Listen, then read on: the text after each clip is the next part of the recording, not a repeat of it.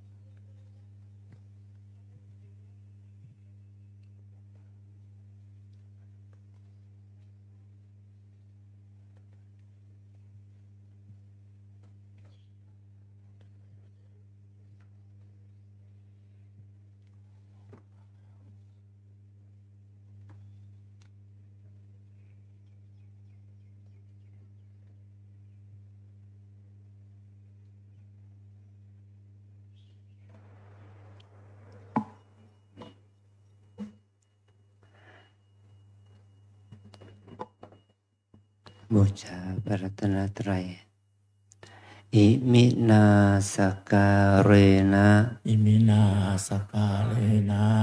พุทธังอภิปูชยามะพุทธังอภิปูชยามะอิมินาสการเรนะอิมินาสกาเลนะธัมมังอภิปูชยามะธัมมังอภิปูชยามะอิมินาสการเรนะอิมินาสกาเลนะสังฆังอภิปูชยามะสังฆังอภิปูชยามะอะระหังสัมมาสัมพุทโธภควาอะระหังสัมมาสัมพุทโธภะคะวาพุทธังภควันตังอภิวาเทมิพุทธังภะคะวันตังอภิวาเทมิสวากขาโตภควตาธัมโมสวากขาโตภะคะวะตาธัมโมธัมมังนัมสสามิธัมมังนัมสสามิสุปฏิปันโนภควโตสาวกสังโฆสุปฏิปันโนภะคะวะโตสาวกสังโฆ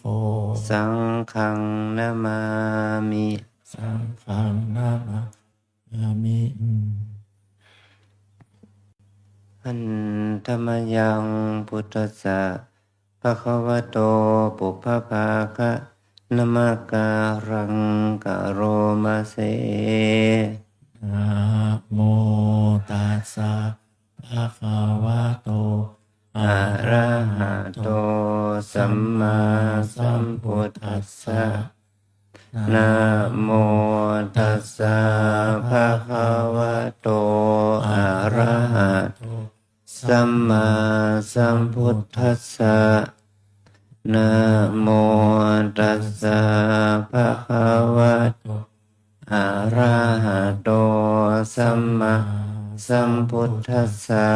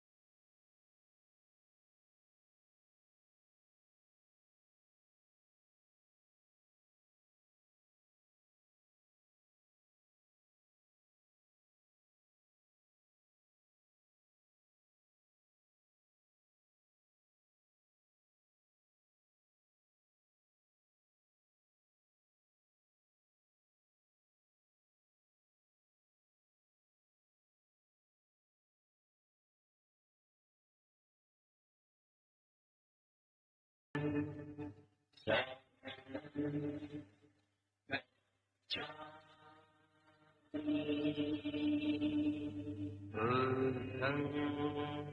saranam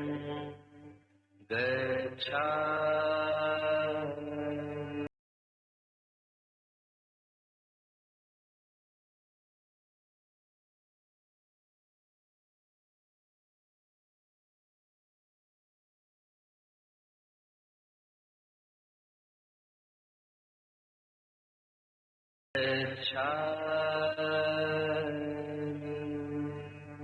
Buddham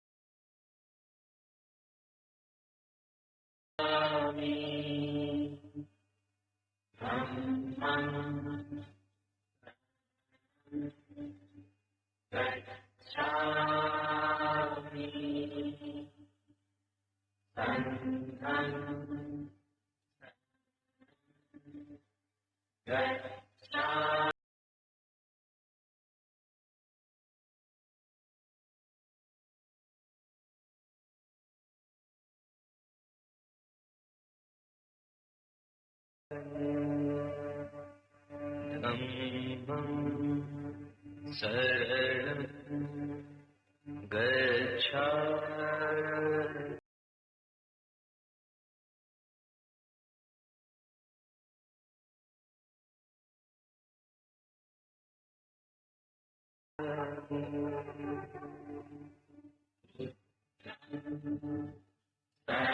Buddham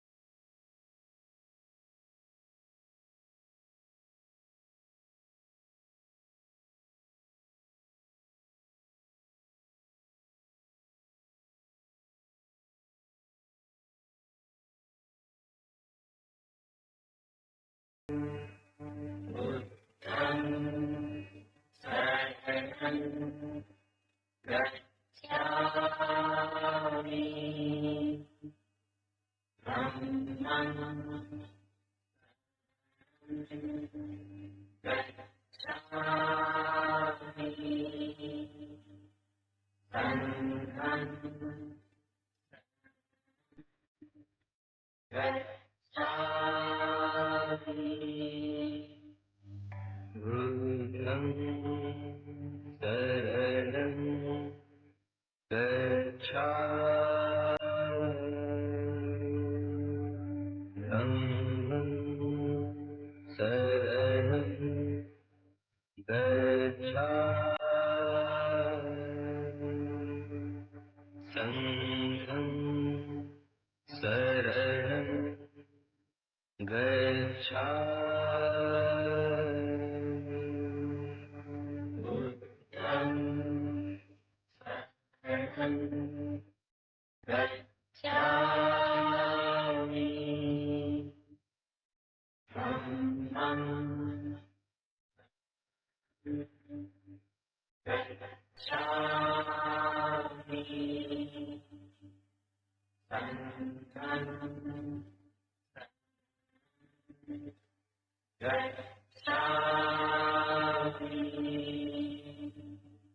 बुद्धं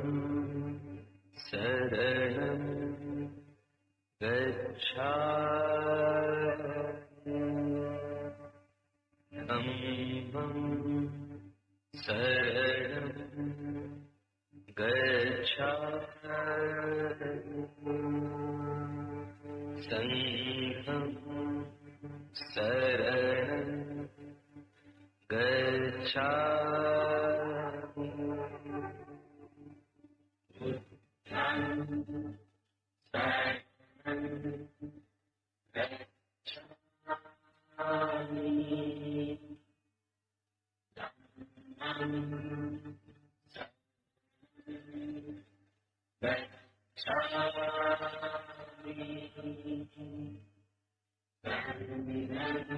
बुद्धं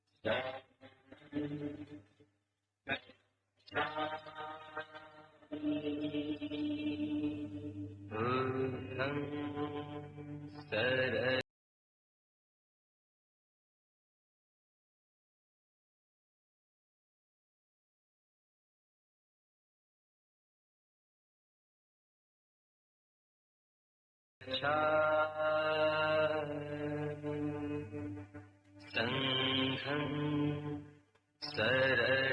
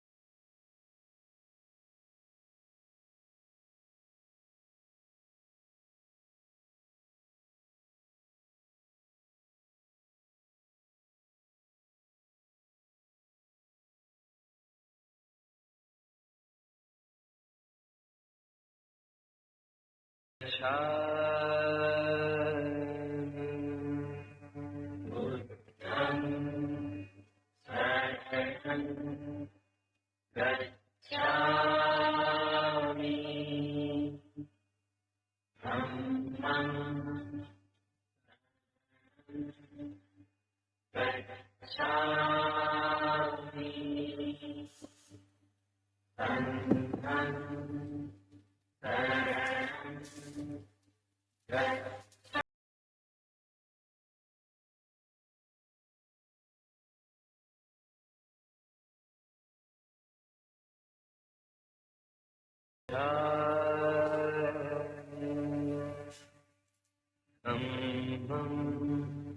शरणं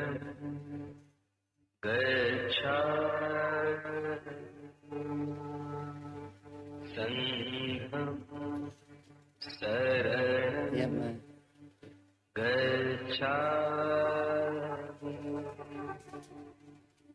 बुद्धं शरणं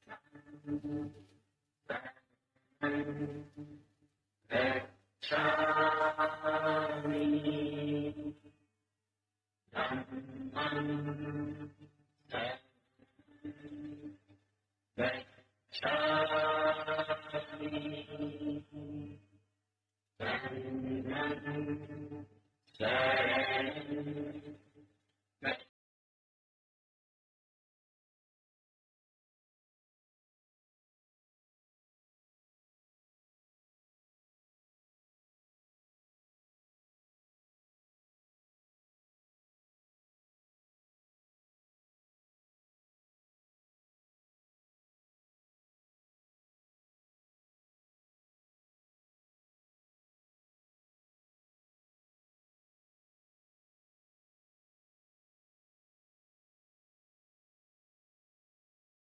धम्मं बुद्धं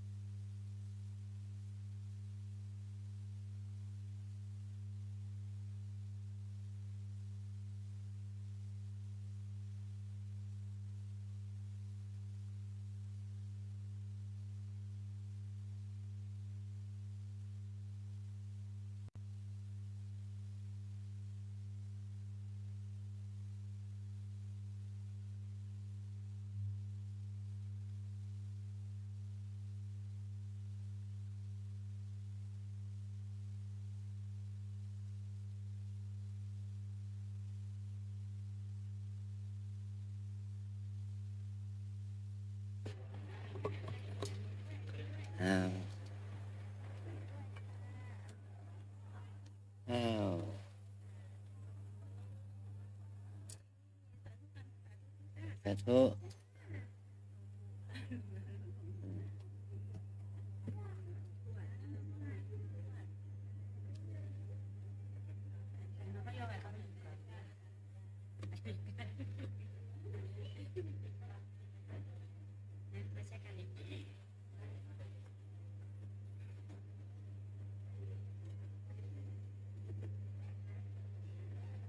นี่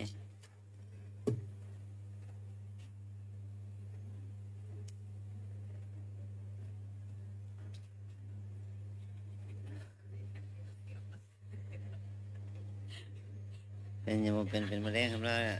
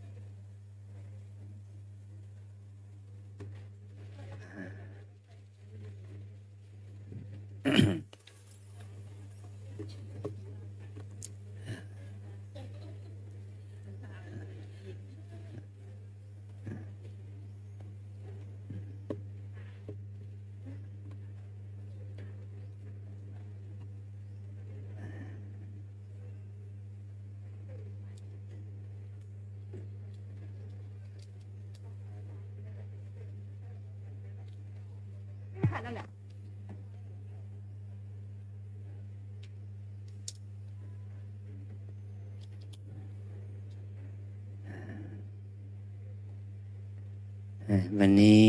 มันเป็นวันพิเศษนะคณะลูกหลานของคุณพ่อพีระคุณแม่กรชัดแก้วกิติยานุกุลได้ทำบุญทักษิณาอุทิศให้คุณพ่อพีระคุณแม่กรชัด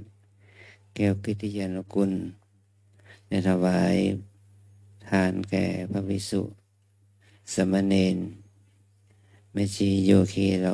ลูกทุกท่านที่อยู่ในวัดเรานะขอเราทั้งหลายได้มีส่วนได้มุทิตาอนุโมทนาสาธุการกับคณะลูกหลานของคุณพ่อพีระอันมีคุณแพรคุณชโยคุณพัชระแก้วกิติยานุกุลและลูกหลานที่ได้ทำบำเพ็ญวันนี้ นอกจากนั้นโยมยังได้ทำบุญไฟระยะเพื่อเอาไปเป็นแสงสว่างในหอพระไตรปิฎกเลยนะขออนุโมทนาบุญว่าวันนี้โยมจะได้ทำบุญให้แก่คุณพ่อคุณแม่และญาติมิตรเราทั้งหลายจะได้ให้พรในเบื้องต้นที่ได้ทำบุญต่างบาทก่อนเนาะก็ไม่ถึงสำหรับญาติโยมที่ได้ทำบุญสังฆทานเวสสัชทานด้วยคุณโยมกันยรักมั่งมีผลคุณโยมสุวพีครอวุฒิวัฒน์ทั้งคุณโยมดนุภพเมธาภควัฒน์พันธ์เป็นต้นนะแล้วก็ดร.กรณัสมินเตชะเป็นจรัสและครอบครัวได้ถวายพระป่า1 กอง 5,000 บาทขอในส่วนอนุโมทนาบุญนะยะถาวาริวะหาปุราปาริปุเรนติสาคารังเอวะเมวะอิโตตินังเปตานังอุปกัปปติอิจิตังปฏิตังตุมหังคิปะเมวะสมิจจตุสพเพปุเรนตุสังกปปาจันโทปนะระโสยะถามณิโชติระโสยะถาสัพพิติโยวิวัชชันตุสัพพะโรโควินาศตุมาเตภวัตวันตรายโยสุขิทีคายุโกภวะอภิวาทนาสีเลสนิจจังวุฒาปัจจายโนจัตตารโอธรรมาวัฏทันติอายุวันโนสุขัง ภาลังอายัญจะโค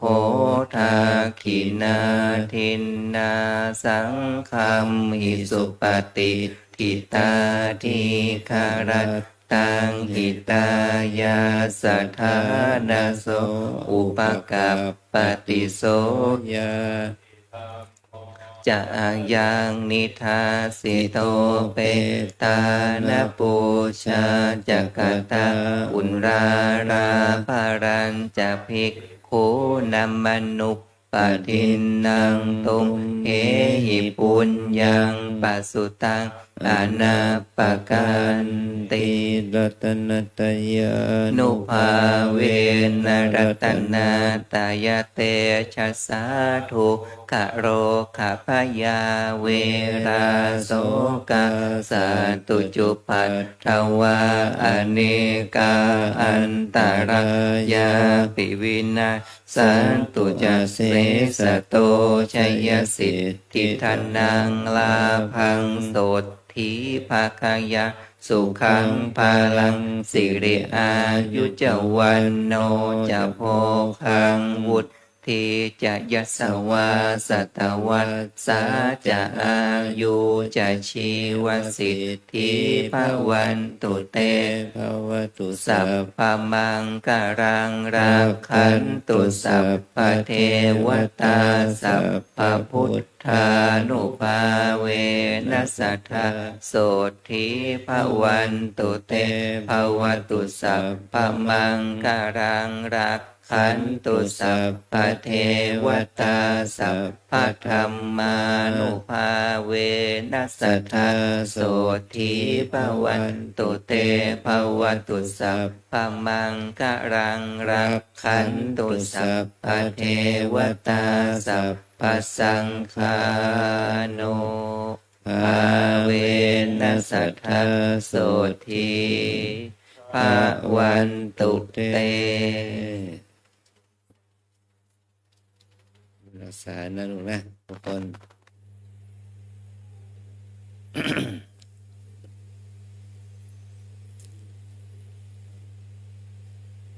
พระท่านนั้นหมายว่ากี่โมง9 โมง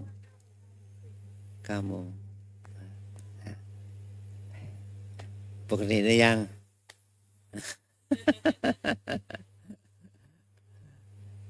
นี่ด้วยนะลูกนะได้เกียรตินิยมนั้นดื่มหนึ่ง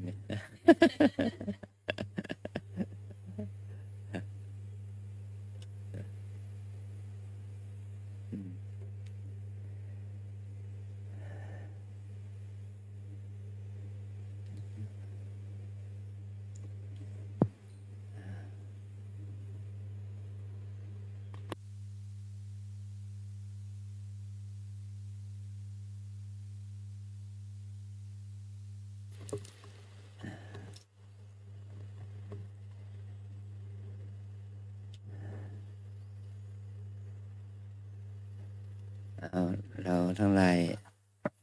ทำกิจกรรมต่อไปนะสันตวร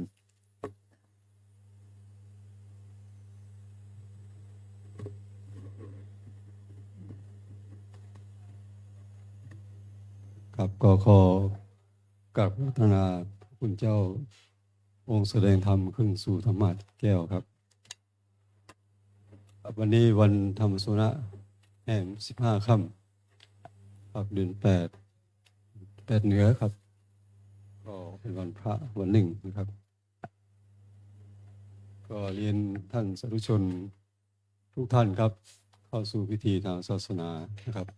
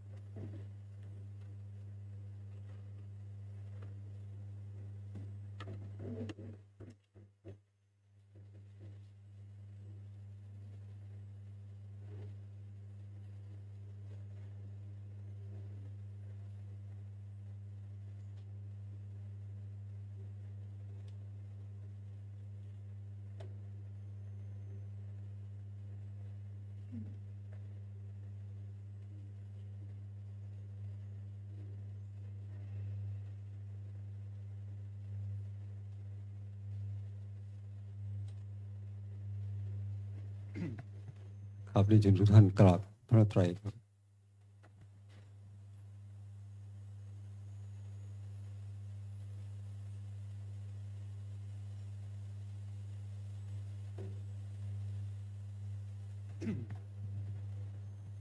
ยิมินา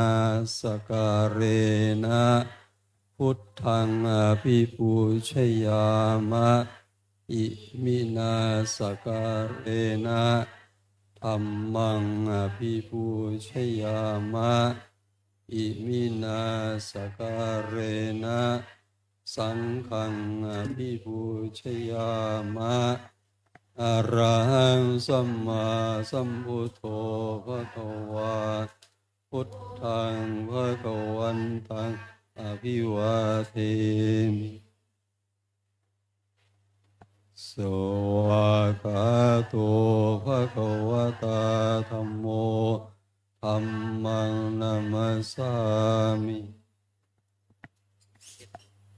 สุปฏิปันโนภะคะวะโตสาวกสังโฆสังฆังนามามิ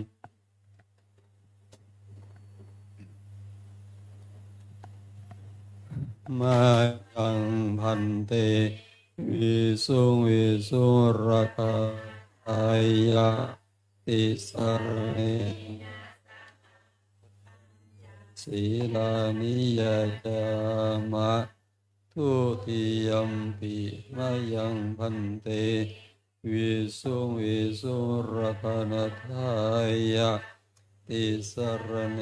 นะสหปัญจศีลานิยจามะตาติยัมปิมายังพันเตวิสุงวิสุรคานทายะติสรเนนะสหปัญจศีลานิยจามะนะโมตัสสะภะคะวะโตอะระหะโตสัมมาสัมพุทธัสสะนะโมตัสสะภะคะวะโตอะระหะโตสัมมาสัมพุทธัสสะนะโมตัสสะภะคะวะโตอะระหะโตสัมมาสัมพุทธัสสะนะโมตัสสะภะคะวะโตอะระหะโตสัมมาสัมพุทธัสสะนะโมตัสสะภะคะวะโตอะระหะโตสัมมาสัมพุทธัสสะนะโมตัสสะภะคะวะโตอะระหะโตสัมมาสัมพุทธัสสะ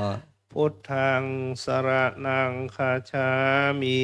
พุทธังสรณังคัจฉามิธัมมังสรณังคัจฉามิธัมมังสรณังคัจฉามิสังฆังสรณังคัจฉามิสังฆังสรณังคัจฉามิทุติยัมปิพุทธังสรณังคัจฉามิทุติยัมปิพุทธังสรณังคัจฉามิทุติยัมปิธัมมังสรณังคัจฉามิ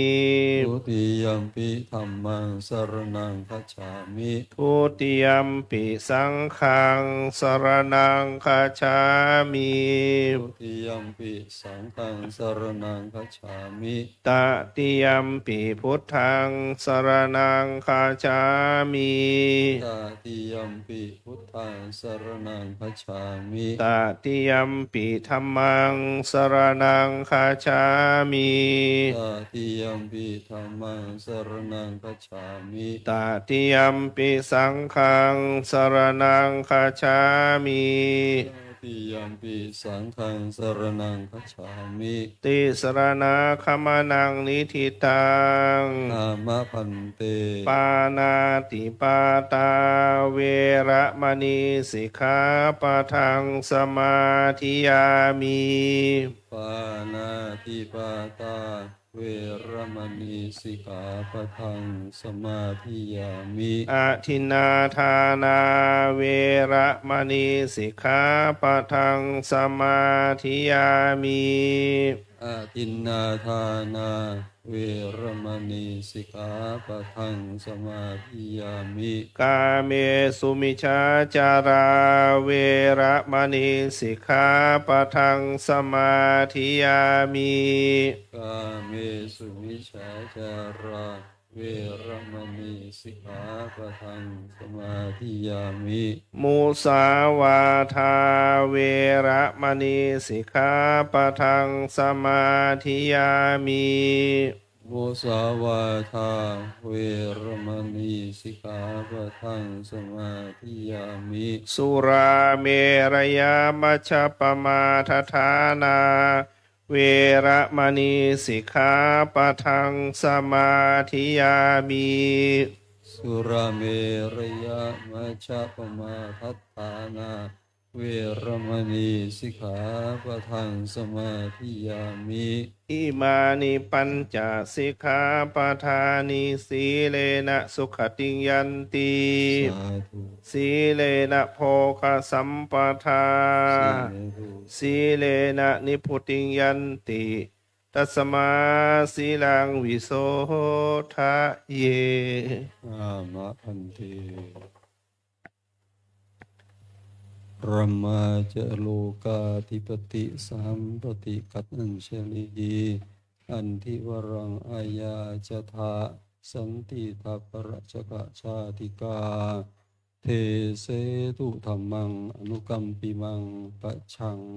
อรตนังกะโรมา นะโมตัสสะภะคะวะโตอะระหะโตสัมมาสัมพุทธัสสะนะโมตัสสะภะคะวะโต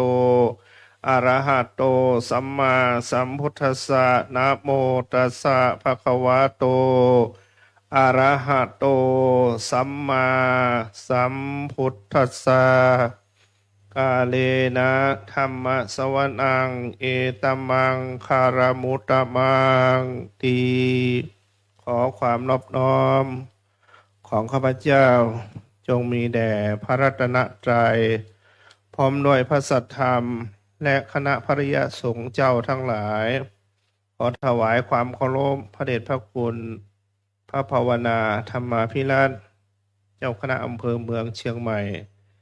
เจ้าอาวาสวัดลำเปิงตะโปธาราม เจ้าสำนักปฏิบัติธรรมประจำจังหวัดเชียงใหม่แห่งที่สองด้วยความเคารพอย่างสูงแล้วก็ขอนมัสการพระเถรานุเถระพระมัชชิมานวกะทุกรูปขอเจริญพรไปยังศรัทธาสาธุชนผู้ที่สนใจในการทำคุณงามความดีทุกท่าน วันนี้เป็นวันธรรมสวนาได้เวียนบรรจบครบมาอีกวาระหนึ่งเป็นวันที่พวกเราทั้งหลายได้มาชำระกายวาจาใจให้ใสสะอาดบริสุทธิ์เพื่อที่จะได้ฟังธรรมะของพระเจ้าไว้เป็นเครื่องประดับสติปัญญาของเรา การที่เราฟังธรรมนั้นเราเคยฟังซ้ำแล้วซ้ำเล่าบางครั้งเราก็จะไม่หมดเมื่อเราฟังบ่อยๆเราก็ย่อมเข้าใจ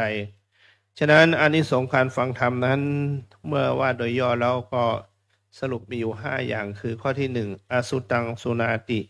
คือผู้ฟังนั้นย่อมได้ฟังสิ่งที่ไม่เคยฟัง2สุตังปริโยทติสิ่งใดที่เคยฟังแล้วแต่ไม่เข้าใจชัดย่อมเข้าใจในสิ่งนั้นชัด3กังขาวิตรติบรรเทาความสงสัยเสียได้4สกจิตตังปสีทติจิตใจผู้ฟังย่อมผ่องแผ้ว5อัตตาโนจิตตังอุชุกรณติผู้ฟังธรรมนั้นสามารถทำความเห็นของตัวนั้นให้ถูกต้องตามทำนองของธรรมได้ การที่เราได้ศึกษาธรรมะเมื่อเราเข้าใจในธรรมะแล้วเรียกว่าเราเข้าใจในชีวิตจิตใจเราจะไม่วุ่นวายคนไหนที่ไม่เข้าใจในธรรมะคนนั้นจะวุ่นวายเพราะไม่เข้าใจต้นสายปลายเหตุว่ามันเกิดที่ไหนมันเป็นมาเป็นไปยังไงเรามาศึกษาธรรมะก็คือเรามาศึกษาดูกายกับดูใจภาษาธรรมะเรียกว่าดูรูปกับดูนามเมื่อเราเข้าใจในกายใจรูปนามแล้วเราจะไม่วุ่นวายว่ากายของเรานั้นมีการเกิดขึ้นตั้งอยู่ก็ดับไปชีวิตของคนเราทุกคนนั้น เหมือนเรายืมของมาใช้ชั่วคราว ไม่นานลองต้องส่งเขาไป เช่นว่าเราเห็นไม้กวาดก็ดีเครื่องไม้เครื่องมือก็ดีบ้านที่อยู่ข้างเราน่ะเราว่าขอยืมนะ เจ้าของเขาบอกว่า ยืมไปได้ถ้าเจ้านายฉันมาแล้วก็ต้องเอามาคืนด่วนนะพอดีเรายืมมาแล้วเรามาใช้ เรามาปัดกวาดเป็นไม้กวาดก็ปัดกวาดอย่างดี เป็นมีดก็มาตัดหญ้าอย่างดีเนี่ยแล้วก็ไปส่งคืนน่ะบ้านเราก็สะอาดแล้วก็ใช้ให้เกิดประโยชน์เรียกว่าคุ้มค่า แต่ใช้ไม่เกิดประโยชน์เนี่ยเมื่อเรายืมเขามาใช้แล้ว เราไม่ได้ใช้ถึงเวลาเจ้าของเขามาทวง เราจำเป็นต้องส่งคืนเหมือนรูปนามกายใจของเราก็เหมือนกันนะเรายืมเขามาใช้ชั่วคราว ไม่นานเนี่ยเราต้องหลับตาลาโลก เราต้องส่งเขาไปคืนฉะนั้นเนี่ยกายของเราเนี่ยเมื่อเรามาศึกษาดูแล้ว เราจะรู้ว่าการศึกษากายกับใจเนี่ยเรามันมองโลกเหมือนโลกทั่วไปเนี่ยเราต้องมองออกเช่นว่าเราไปทัศนศึกษาเนี่ยอยากรู้ว่าบ้านนี้แห่งหนตำบลนี้ปลูกพืชชนิดไหนเนี่ยเราต้องดูต้องทัศนศึกษาต้องดูต้องเที่ยวต้องดูให้ออกไปข้างนอกเรื่อยๆจะได้เห็นว่าเมื่อผ่านหมู่บ้านก็เป็นตำบลเมื่อผ่านตำบลก็เราก็รู้อ๋อเป็นอำเภอเมื่อผ่านอำเภอก็เป็นจังหวัดเราก็ได้ข้อมูลหลายอย่าง อันนี้เขาเรียกมองโลกภายนอกแต่เรามาศึกษากายกับใจนี่เขาเรียกว่ามองโลกภายในเขาบอกว่าโลกภายนอกกว้างไกลใครก็รู้โลกภายในลึกซึ้งอยู่รู้บ้างไหมจะมองโลกภายนอกมองออกไปจะมองโลกภายในให้มองตนคือเรามาดูเหมือนเราปฏิบัติธรรมก็เรามามองดูกายใจของเราการเดินการเหินการก้มการเงยการคู่เหลียวซ้ายแลขวาเหล่านี้เป็นต้นนะบางทีเราว่าขวาย่างหนอบางทีมันไม่ทันบางทีมันไปก่อนบางทีไปหลังบางทีมันเซเหล่านี้เป็นต้นนะทั้งที่รู้อยู่เนี่ยเนื่องจากว่าแรงลมหรือแรงถ่วงไปก่อนเดี๋ยวบางครั้งไม่เป็นได้ดั่งใจเรานะเราก็กำหนดไม่ทันก็ไม่ทันหนอรู้ก็รู้หนอเหล่านี้เป็นต้นนะเรียกว่าเรามีสติตามดูรู้ทันวันนี้เรามาศึกษาดูในโลกภายในของเราโลกภายในคือกายกับใจเขาเรียกว่าเป็นธรรมะไปมีครูบาอาจารย์หลายท่านถามว่าธรรมะคืออะไรบางคนว่าธรรมะคือธรรมชาติธรรมะคือทุกสิ่งทุกอย่างครูบาอาจารย์บางท่านบอกธรรมะคือคนตอนที่เราไม่เข้าใจเรายังงงมันเป็นคนได้ยังไงท่านสรุปว่าคือกายกับใจคือรูปกับนามธาตุทั้งสี่มาประชุมตัวกันแล้วเป็นตัวเป็นตนสำเร็จขึ้นอันนี้เป็นธรรมะมีความเกิดแก่เจ็บตายมีอนิจจังทุกขังอนัตตาเกิดขึ้นในตัวของเราอันนี้เรียกว่าเป็นธรรมะโลกภายในในที่นี้หมายถึงว่าเมื่อเป็นโลกเราก็สมมติว่าเมืองนี้ชื่อว่าเมืองกายนครเมื่อมีเมืองแล้วก็ต้องมีบุคคลที่อยู่มาหลายประเภทเป็นผู้หลักผู้ใหญ่เป็นลูกเล็กเด็กแดงข้าราชการเหล่านี้เป็นต้นเมื่อมีเมืองกายนครแล้วก็จึงมีพระราชาที่สมมติขึ้นว่า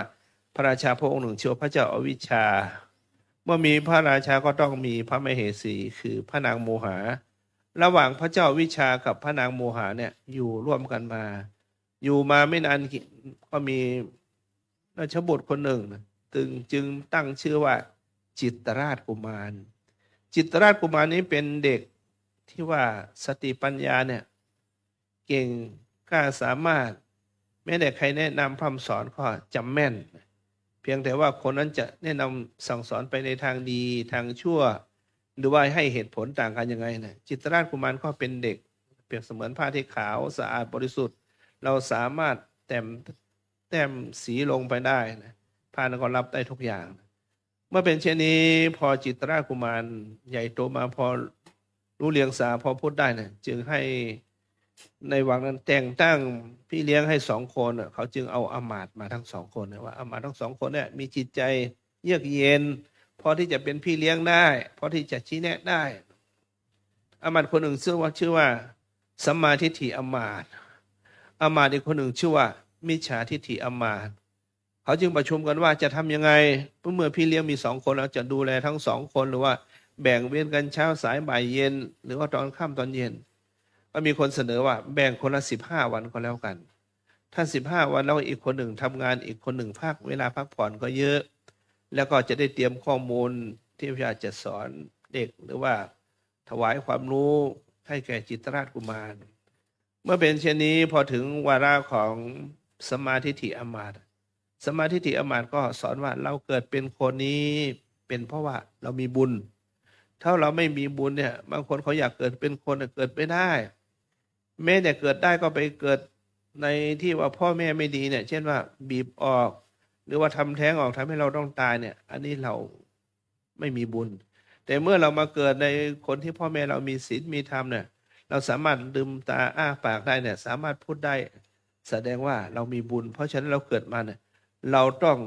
ทำกายวาจาใจเราให้ใสสะอาด ต้องสร้างบุญ สร้างคุณงามความดี เพื่อที่เราจะฉลองความเป็นมนุษย์ของเราเนี่ย เราเอาบุญกับบุญมาต่อกัน เราพยายามทำคุณงามความดีไม่ประมาทขาดสติในการดำเนินชีวิตไม่ได้คิดก็ให้คิดสิ่งที่ดี เมื่อทุกสิ่งทุกอย่างดีแล้วก็ใจดีก็กายวาจาใจก็ดีไปด้วยทำให้จิตรราชกุมารเนี่ยเป็นคนดีตั้งแต่เล็กๆพ่อมีคนแนะนำพร่ำสอนให้ทำทานรักษาศีลเจริญภาวนาเหมือนพ่อแม่ทั้งหลายพาเด็กๆมาขึ้นวัดมาทำบุญตักบาตรจิตรราชกุมารก็เป็นคนดีเมื่อครบวาระ15 วันแล้วอำมาตย์ฝ่ายอีกคนหนึ่งชื่อว่ามิชดาอำมาตย์ก็มาสอนมิชดาอำมาตย์นี่เป็นอำมาตย์ที่ว่าไม่ค่อยดีนะเป็นอำมาตย์ฝ่ายชั่วพูดง่ายๆสอนตามวิธีว่าเราเกิดเป็นผู้ชายเนี่ยเราต้องขยันไม่ต้องใครเอาเปรียบเราเขาตีเราครั้งหนึ่งแล้วก็ตีเขา2 ครั้งเรียกว่าเราฉลาดถ้าครั้งต่อครั้งนี้เสมอกันอย่างนี้เนี่ยไม่ผ่านเดี๋ยวเขาไปให้นุ่งผ้าถุงก็กลายเป็นผู้หญิงเราต้องฉลาดต้องเก่งกว่าทุกคนใครเอารัดเอาเปรียบเราไม่ได้นะเราต้องแน่ที่สุดนะจิตรราชกุมารก็มีพี่เลี้ยงทั้ง2 คนเป็นได้ทั้งคนดีและคนชั่วนะพอดีเมื่อพ่อแม่มาฟังก็สอนธรรมดาเนี่ยเมื่อพ่อแม่ไม่ยินก็สอนที่ว่าถ้ายุงมากัดแล้วก็ตบเลยฆ่าเลยฟังเสียงมันไล่ตามเลยมันจะไม่เมื่อเราทำลายต้นตอเรามันไม่มีอีกเนี่ยถ้าฝ่ายดีก็มาสอนก็เมื่อยุงกัดแล้วก็ไล่มันเสียมันกัดแล้วก็เราไล่มันถ้าเราตบแล้วก็มันได้เลือดแล้วก็มันมีกี่เลือดมันก็ตามมาอีกเรื่อยๆนะแล้วก็มันจะมากัดเราเพราะฉะนั้นเนี่ยเราสามารถให้เลือดก็ให้ได้ไม่อยากให้ก็เอาไปปัดเสียมันก็หนีไปเมื่ออบรมสั่งสอนเช่นนี้เนี่ยปรากฏว่าอำมาตย์ฝ่ายชั่วนั้นที่ว่ามิจฉาอำมาตย์นั้นคารมก็ดีหน่อยแม้แต่สอนในด้านชั่วก็เป็นที่ยอมรับของจิตรราชกุมาร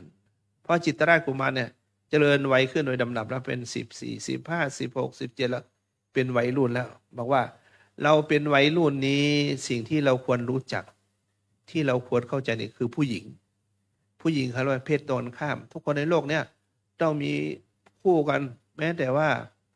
ดำก็มีขาวเป็นคู่พระอาทิตย์ก็มีพระจันทร์เป็นคู่กันเราต้องหาคู่แต่คู่นั้นมันสำคัญฉะไหนถ้าหาไม่ดีก็เป็นคู่ไม่ดีแต่ผมจะแนะนำให้นะเราเป็นเชื้อเจ้าชาววังเหมือนกันเนี่ยเราควรหาเนื้อคู่ที่เป็นเชื้อเจ้าชาววังเหมือนกันถ้าชักช้าหมดโอกาสถ้าพลาดก็ไม่ได้ผมมาเล่าความถวายให้ว่าผมเห็นเมืองหนึ่งเมืองนั้นชื่อว่าเมืองปัญจยานครมีพระราชาชื่อว่าพระเจ้าเวทนามีลูกสาวชื่อว่านางสาวตัณหาสวยงามมากนะเราลองไปถามดูเพื่อจะเป็นเนื้อคู่ของเราเนี่ยถ้าไม่ชอบใจก็ถามไว้อย่างนั้นแหละถามไว้หลายๆบ้านในเมืองถูกใจคนไหนก็เอาคนนั้นมาเป็นเนื้อคู่ของเราดีไหมตอนแรกๆก็ไม่มีความสนใจนะพอพูดบ่อยเข้าถ้าอย่างนั้นก็ทำยังไงดีเนี่ยตั้งถามมาคือมิจฉาอำมาตย์ก็ว่าถ้าเราจะสนใจจริงๆเราต้องไปถามถ้าไปกลางวันเนี่ยคนเห็นเยอะเราต้องแอบแวบไปพอเขารู้แล้วเรามาถึงคืนก็เขารู้ทีหลังไม่เป็นไรหรอกแต่ก็อย่าให้เขารู้เลยแล้วว่าเราไปไหนเมื่อเป็นเช่นนี้จึงพากันหนีนะพากันหนีกลางคืนเนี่ยพากันหนีบุกป่าพาดงไปนะคบคนพาลไปหาผิดพบบัณฑิตพาไปหาผลนะเมื่อคบคนพาลแล้วบุกป่าพาดงบังเอิญในการเดินทางนั้นนึกสมัยก่อนไม่มีรถนะต้องมีม้าเป็นพาหนะในการเดินทางจึงใช้ม้าเนี่ยบุกป่าพาดงไปเจอเมืองนางยักษ์ที่นี่นางยักษ์วัฏฏทุกขีชื่อว่าวัฏฏทุกขีหมายความว่านางยักษ์เนี่ยใครมาในเขตเนี่ยจะจับกินให้หมดไม่ว่าลูกเล็กเด็กแดงคนเฒ่าคนแก่กินได้ทั้งนั้นเพราะว่าถือว่าฉันไม่ไปหากิน มันเข้ามาในปากของฉันคนเดียวเนี่ยฉันจะกินหมดล่ะนางยักษ์ก็คิดเช่นนี้นะในป่านั้นก็เมื่อมีนางยักษ์ก็มีฤาษีตนหนึ่งชื่อว่าติลักขณะฤาษีนั่นก็บำเพ็ญภาวนาปฏิบัติธรรมอยู่ รู้ด้วยวาระจิตวันนี้เนี่ยจะมีจิตรราชกุมารมาจากเมืองกายนครพร้อมด้วยอมาตย์ชื่อว่ามิจฉตอมาตย์จะเดินทางหลงมาในเขตอันตรายเขตยักษ์จะจับกินเพราะฉะนั้นเมื่อเรารู้แล้วเราจะช่วยชีวิตคนทั้งสองชีวิตเมื่อเราช่วยเราจะได้บุญด้วยหลวงปู่ฤาษีก็มาบิณฑบาตนะทีนี้ว่านางยักษ์วัตตทุกขีวันนี้เราหลวงปู่ฤาษีเนี่ยมาขอบิณฑบาตนะแต่ก็ไม่ได้เอาข้าวปลาอาหารข้าวตอกดอกไม้เลยหรอกแต่เราขอชีวิตอย่าเอาชีวิตใครนะชีวิตใครใครก็รักใครก็หวงพ่อแม่ก็เป็นห่วงยิ่งเป็นวัยรุ่นเนี่ยเป็นที่รักของพ่อแม่เพราะฉะนั้นเนี่ยถ้าคนในเวลามันตายแล้วก็เอากินได้ถ้ายังมีชีวิตเนี่ยให้ปล่อยชีวิตเถอะไปเถอะคิดเสียว่าหลวงปู่น่ะเป็นผู้ถือศีลถือขอก็แล้วกันเมื่อเป็นเช่นนี้นางยักษ์วัตตทุกขีก็เคารพนับถือในหลวงปู่ฤาษีนะจึงปฏิบัติตามนะพอดีสองคนก็เดินผ่านเข้ามานะเมื่อหลวงปู่ฤาษีขอชีวิตไว้นะสองคนก็ไปอยู่กับหลวงปู่ฤาษีนะคิดในใจเหมือนกันนะว่าเราจะตอบแทนบุญคุณซะหน่อยถ้าไม่มีฤาษีตัวนี้เนี่ยมาขอชีวิตเนี่ยเราตายแน่นอนแล้วเราไม่ตายเนี่ยเราจะตักน้ำต้มน้ำหาฟืนหาผลไม้ให้สัก7 วันเนี่ยคิดว่าชีวิตแล้วเนี่ยคุ้มค่าเพราะเรามีหนทางต้องเดินทางอยู่เราจะไปหานางสาวตัณหาสุดที่รักเมืองปัญจยานครจิตใจก็ร้อนรุ่นร้อนรนกระวนกระวายนะแต่เราจะไม่บอกใครเพราะว่าเราบอกคนมีธรรมะธรรมโมเนี่ยไปหาเที่ยวผู้หญิงเนี่ยมันไม่สมกันเขาจะหัวเราะเยาะเพราะฉะนั้นเนี่ยเราจะใช้สำนวนลีลาที่ว่าพูดแล้วเพราะสนอสดดีกว่าเราช่วงอยู่ใน7 วันเนี่ยเราจะทำการเต็มที่ปัดกวาดเช็ดถูหาผักผลไม้เนี่ยปฏิบัติหลวงปู่อยู่พอใกล้ครบ7 วันหลวงปู่ก็มองดูจิตใจโอ้2 คนเนี่ยกำลังเดินทางผิดถ้าไปเนี่ยอันตรายแน่นอนถ้าเราไม่ให้ของวิเศษเนี่ยเราจะให้ของวิเศษสักชิ้นหนึ่งเพื่อการอันตรายเนี่ยหลวงปู่ว่าถ้าเธอจะเดินทางต่อไปนะหลวงปู่จะให้ของให้ย่ามใบ 1เป็นถุงเนี่ยใส่กับข้าวก็ได้ใส่ผลไม้ก็ได้แต่ว่าหลวงปู่ให้ใส่แว่นเอาแว่นเนี่ยในย่ามมันมีแว่นตาอันหนึ่งนะแต่ต้องฟังกติกาวิธีใช้ก่อนแว่นนั้นอยู่เนี่ยสวมไม่ได้ถ้ามีเหตุเพศภัยคิดไม่ออกบอกไม่ถูกหลงทางหรือเจออันตรายเนี่ยให้สวมแว่นได้แว่นสามารถคุ้มครองป้องกันได้แม้ในที่มืดก็สามารถสว่างได้แม้อันตรายมาก็รอดพ้นจากอันตรายสรุปรอดตายนั่นแหละแต่มีกติกาว่าห้ามสวมเล่นถ้าเจอโจรมาก็สวมคิดไม่ออกบอกไม่ถูกก็สวมอยู่จะมาสวมมาใส่เล่นไม่ได้แล้วก็มีกติกาอีกว่าห้ามจิตรราชกุมารใช้อันนี้ของพระองค์ท่านถวายไปนี่เป็นของเชื้อเจ้าชาววังเนี่ยหลวงปู่ถวายไปแต่ก็สามารถคุ้มครองป้องกันอันตรายได้เหมือนกันเมื่อเป็นเช่นนี้ก็2 คนก็ลาหลวงปู่ฤาษีแล้ววันนี้ครบ7 วันแล้วผมขออนุญาตเดินทางเขาก็ใช้สำนวนเพราะว่าเนื่องจากว่ามีธุระหน้าที่การงานที่ต้องทำยังไม่ถึงจุดหมายปลายทางมาขอกราบลาหลวงปู่แล้วก็มาขอบพระคุณหลวงปู่เป็นอันมากที่ช่วยชีวิตไว้หลวงปู่ก็หัวเราะเยาะแล้วก็เอาถุงให้ไว้เอาไปใช้อย่าไปสวมเล่นนะอย่าไปเอาไปหายกลางทางนะจับไว้ให้ดีนะใครจับก็ได้นะของคอไปก็ได้ไม่หนักหรอกมันเป็นถุงใส่แว่นตานะพูดง่ายๆนะเมื่อบุกป่าผ่าดงไปนะพอดีไปถึงเมืองปัญจยาการนครเนี่ยเขาเขียนป้ายไว้ตัวเบลอนะขึ้นป้ายไปเหมือนป้ายปล่อยหลวงหรือว่าป้ายต่างๆเขาบอกว่าใครตอบปัญหา4 ข้อได้จะยกเมืองให้ครึ่งหนึ่งแล้วก็ยกลูกสาวแสนสวยให้พูดง่ายๆว่าเป็นพระราชาครึ่งเมืองปัญหาข้อที่ 1ถามว่าทำไมคนเวลาตายแล้วเขาจึงมัดเอาสายสิญจน์มัดเท้ามัดมือแล้วก็เอาบ่วงมาผูกคอไว้ข้อที่ 2อะไรเที่ยงที่สุดข้อที่ 3ไฟอะไรร้อนที่สุดในโลกนี้ข้อที่ 4บรรดาความทุกข์ทั้งหลายที่เกิดขึ้นในโลกนี้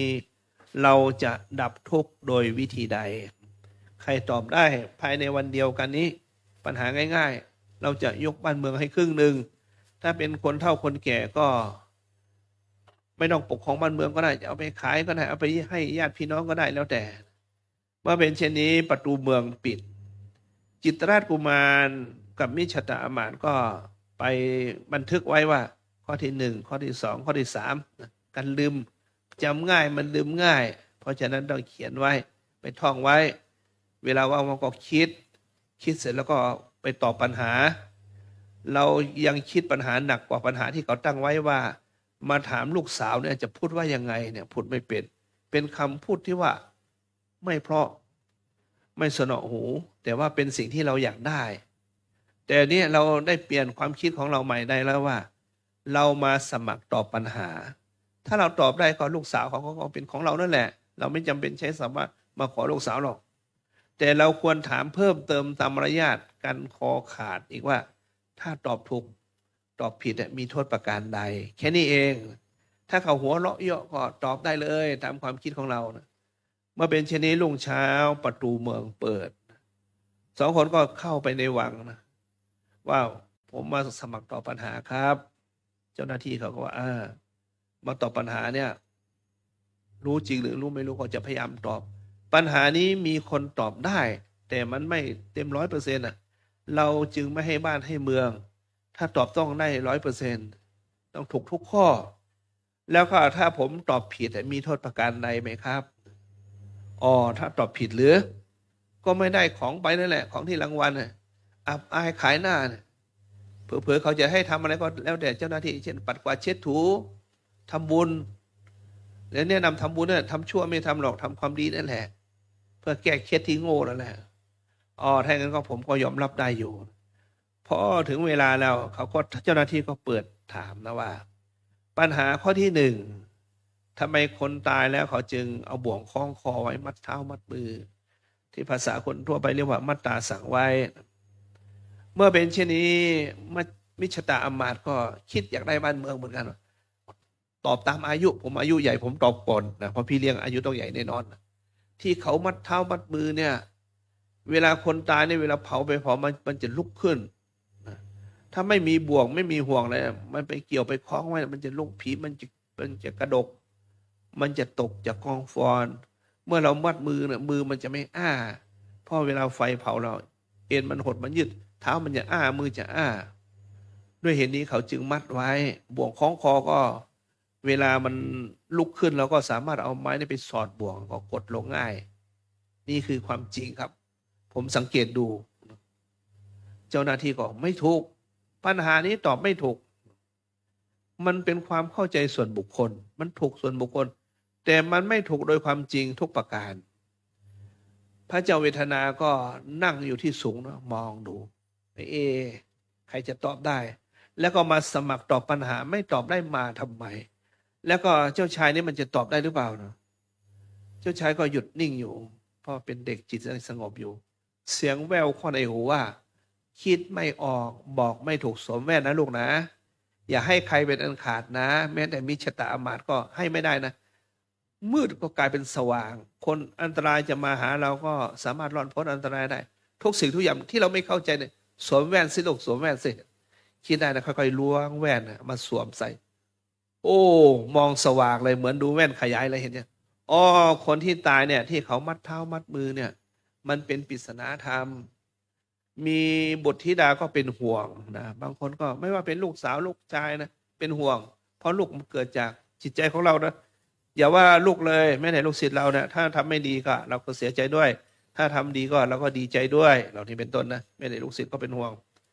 เมื่อเป็นเช่นนี้จะบอกมันบ่วงที่หนึ่งหรือว่าห่วงที่หนึ่งเป็นห่วงลูกแล้วก็บ่วงที่สองเนี่ยก็เป็นสามีภรรยาผู้หญิงบางคนอยู่คนเดียวได้ไม่กลัวอะไรนะอยู่คนเดียวต่อมาเนี่ยเมื่อมีสามีแล้วบอกว่าอยู่คนเดียวไม่ไหวคืนนี้ไม่กล้านอนกลัวผีหลอกนะหรือว่าผู้ชายก็อยู่ไม่ได้เพราะแม่เขากลัวผีอ้างโน่นอ้างนี่นะที่จริงเนี่ยถามจริงๆถามทำไมนี่เป็นที่นี่ข้อเพราะความหวงความผูกพันนั่นแหละนะบางคนเฒ่าคนแก่เราเคยบอกว่าตาวันนี้นอนวัดไปฟังเทศนะไม่อยู่เดี๋ยวจะไปทำไมบอกตรงๆปวดขาเลยหิวข้าวเลยเราจะเลี้ยง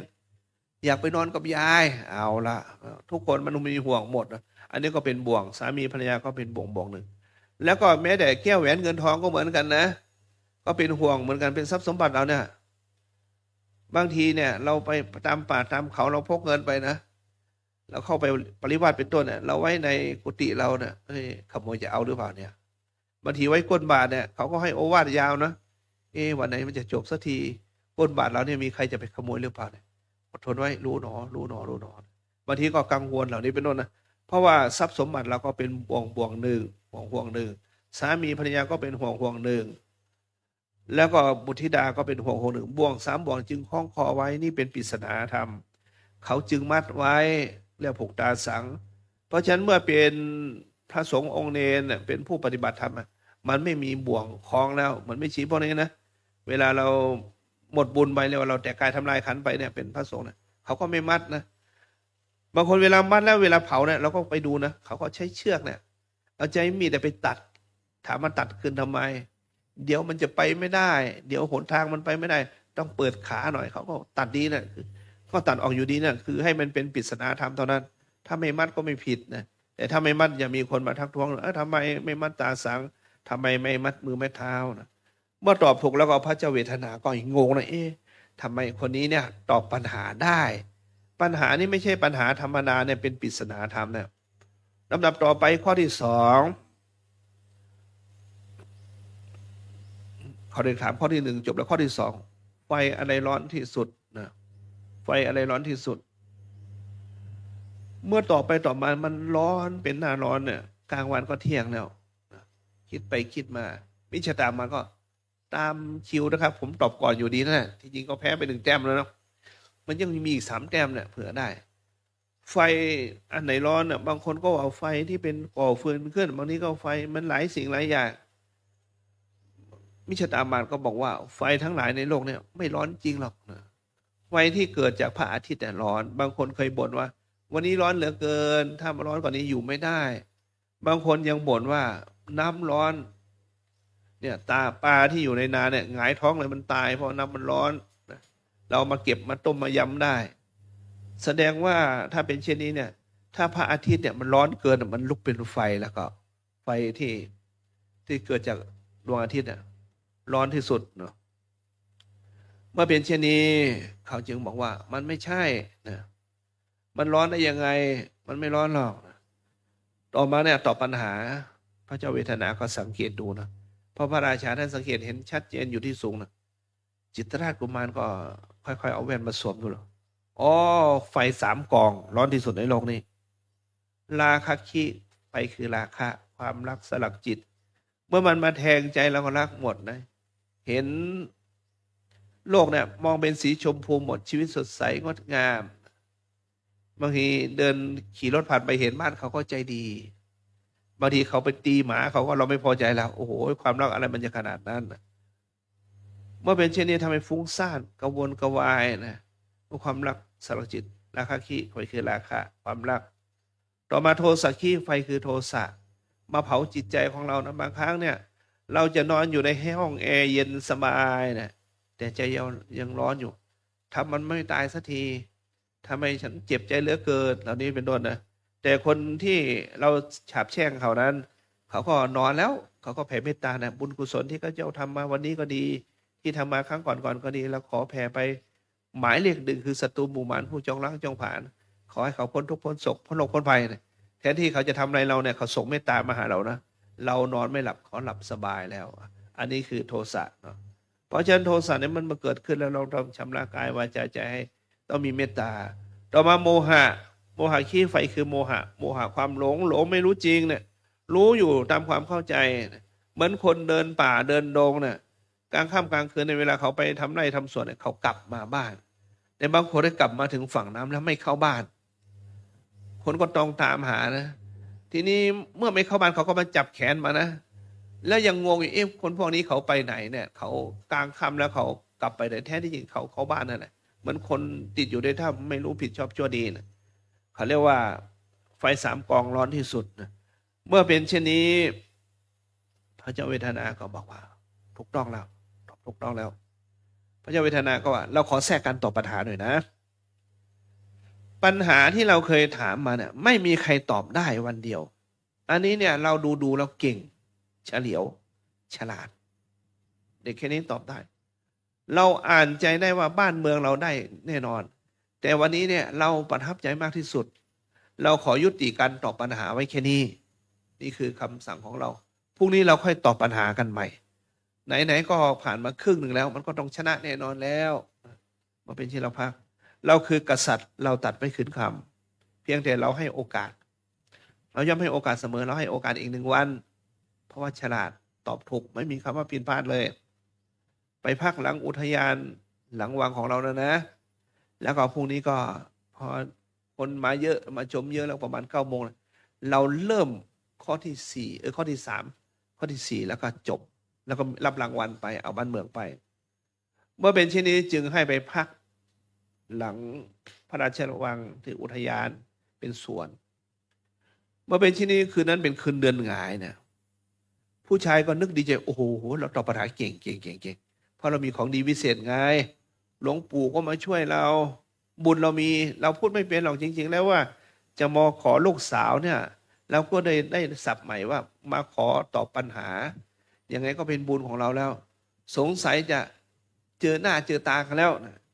คิดภาวนานะว่าสาธุถ้าแน่จริงบุญมีเนี่ยพูดเล่นนะถ้าเป็นจริงก็ดีเหมือนกันอยากให้นางสาวตัณหาเนี่ย